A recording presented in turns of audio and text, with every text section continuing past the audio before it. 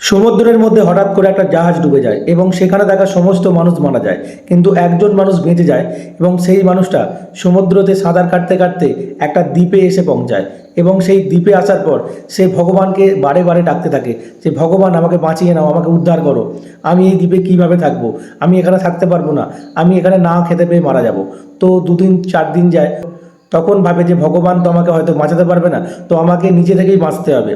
তখন সে সমুদ্রে মাছ শিকার করে খায় এবং গাছের নারকল যেগুলো রয়েছে সেগুলো কিন্তু কুড়িয়ে সে খায়।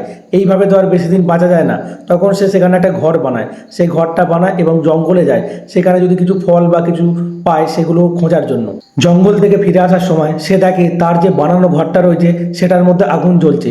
আকাশ থেকে বিদ্যুৎ চমকানোর ফলে তার ঘরটা আজকে আগুন ধরে গেছে এবং সে সেখানে কান্নায় ভেঙে পড়ে যে এত কষ্ট করে আজকে ঘরটা বানিয়েছিলাম, আজকে ভগবান তোমার সহ্য হলো না, তুমি কেড়ে নিলে, তুমি এতটা নির্দয়ী, তুমি আমার একটুও ভালো দেখতে পারলে না। তো এইভাবে ভগবানকে দোষারোপ করতে থাকে এবং সারা রাত সেইখানেই ঘুমিয়ে পড়ে। সকালবেলা দেখে যে একটা জাহাজ সেই সমুদ্রের পাড়ে আসছে এবং যখন আসে সে আনন্দে আত্মহারা হয়ে যায় যে জাহাজ আজকে কিভাবে এলো। সে জাহাজের ক্যাপ্টেনকে জিজ্ঞেস করে যে জাহাজের ক্যাপ্টেন এখানে কি করে এলো, তাকে যে বাঁচাতে এলো, তাকে উদ্ধার করতে এলো কিভাবে। তখন জাহাজের ক্যাপ্টেন তাকে বলে যে আমি দূর থেকে দেখতে পাচ্ছিলাম এখানে একটা আগুন জ্বলছে, আমি ভাবছি হয়তো কেউ এই দ্বীপে হয়তো ফেঁসে গেছে, সে হয়তো আমার সাহায্য চাইছে, সেই জন্যে আজকে আমি জাহাজটাকে এদিকে ঘুরিয়ে নিয়ে আসি।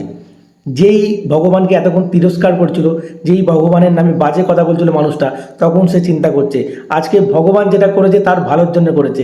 কারণ আজকে যদি এই ঘরটা না চলে যেত, আজকে যদি জাহাজটা না দেখতে পেত, তাহলে তার আর বাঁচা কোনো দিন হতো না, এই দ্বীপেই সারা জীবন তাকে থাকতে হতো। সেই জন্যে ভগবান যেটা করে আমাদের মঙ্গলের জন্যই করে। অবশ্যই আপনি যদি ভালো কিছু করে থাকেন জীবনে, ভগবানও আপনার ভালো করবে।